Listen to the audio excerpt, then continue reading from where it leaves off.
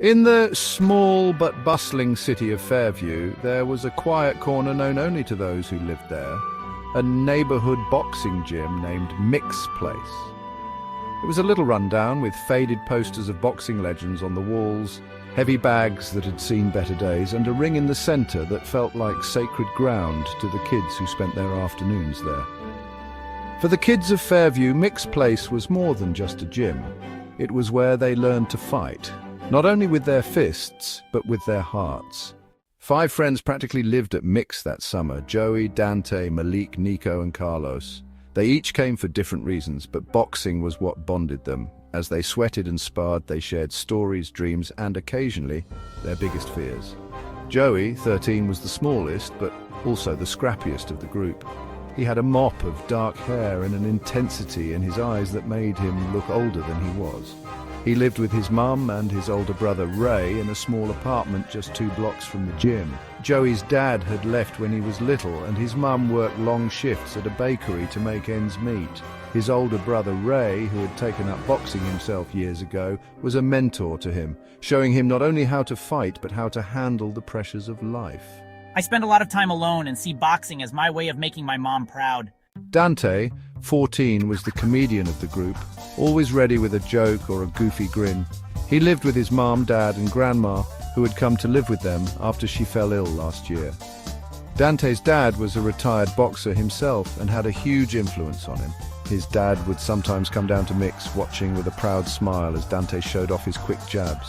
I love the attention from my dad and grandmother, and while I take boxing seriously, I see it as a way to spend time with my family, especially my dad.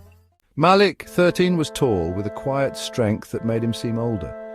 His family was his rock, his mom, dad, and his grandpa, who used to be a chef. Malik's grandpa had passed down a love for food, and when Malik wasn't boxing, he was in the kitchen with his grandpa learning to make dishes from scratch. Malik's favorite nights were when his family would cook a big dinner together. He didn't talk much about his future, but his friends knew he had 2 dreams: to be a boxer and a chef. Boxing and cooking, those are my dreams. Nico, 12, was the dreamer of the group. He was obsessed with girls, always trying to impress them with his moves in the ring, though it mostly earned him eye rolls and laughter from his friends.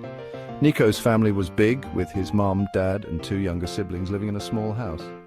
His grandpa was his biggest fan and would come to every one of his sparring matches, hollering like it was a championship fight. Nico loved the attention and dreamed of being famous one day, even if he didn't quite know how yet. One day I'm gonna be famous, you'll see.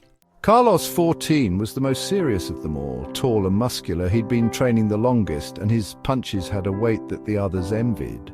Carlos had grown up in a loving family with his mom, dad, and his grandma, who'd taken care of him since he was a baby. But one day in July, everything changed. Carlos's dad passed away suddenly from a heart attack. It hit his family like a train.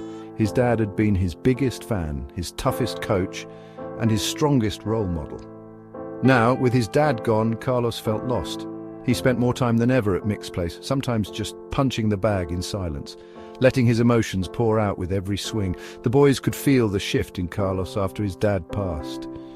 He was quieter, a little sharper with his words, and there were days when he seemed like a different person altogether. But instead of letting him drift, they rallied around him. They met him at Mick's every day, sparring, training, and cracking jokes to bring some light back into his world. I don't know who I am without him, but I have to keep going. One hot August afternoon, Mick, the gym owner, gathered the boys together.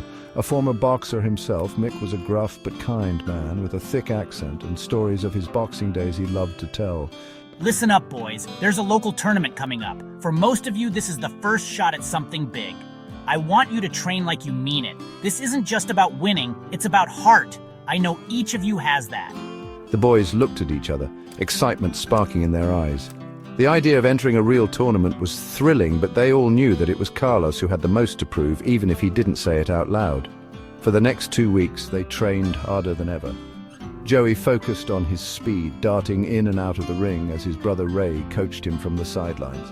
Dante perfected his footwork with his dad, who had been pushing him to balance his love for fun with his commitment to the sport. Malik worked with Mick himself, learning to throw punches that would hit harder but conserve his energy, while also balancing his time in the kitchen, where his grandpa made sure he still practiced his cooking skills. Nico, still distracted by trying to impress girls who sometimes watched from the side, received extra drills from Mick to keep him focused. And then there was Carlos. He stayed late after everyone else, throwing punch after punch, his face set in determined silence. The night before the tournament, he stayed at the gym long after it had closed, letting his emotions pour out with every strike.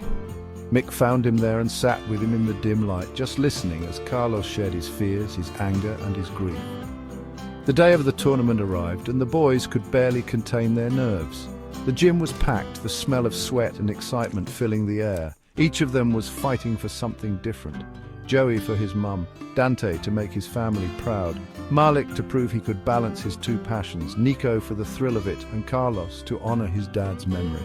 Joey was up first, his brother Ray watching from the crowd with pride as he darted around the ring, winning his match on speed and agility alone.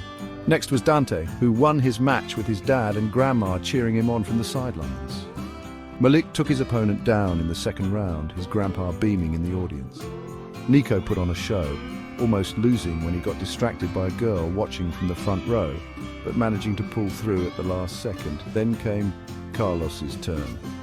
As he stepped into the ring, he could feel the weight of his dad's absence more than ever, but he also felt his friends behind him, their voices cheering him on. The first round was brutal. His opponent was strong, and Carlos struggled, taking hits he normally would have dodged. By the second round, he was winded, sweat pouring down his face, his muscles aching. But then he looked out into the crowd, and his friends caught his eye. They were shouting his name, clapping, urging him on. And suddenly he felt a surge of strength. He remembered his dad's words, "Fight with your heart, son, because that's where the real strength is." Fight with your heart, son, because that's where the real strength is. In the third and final round, Carlos found his rhythm, his punches becoming sharper, faster, more powerful. When the bell rang, he raised his gloves in victory, his friends rushing to meet him in the ring. It wasn't just a win. It was a moment that symbolized everything he'd fought for, everything he'd endured. That summer, the boys left Mick's place a little older, a little wiser, and a lot closer.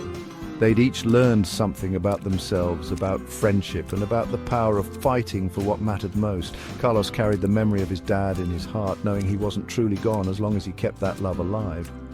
And in the small city of Fairview, Mick's place would always hold the stories of 5 boys who'd learned to fight together, not just in the ring, but in life. Thanks for joining us on this adventure through Kind Park Stories.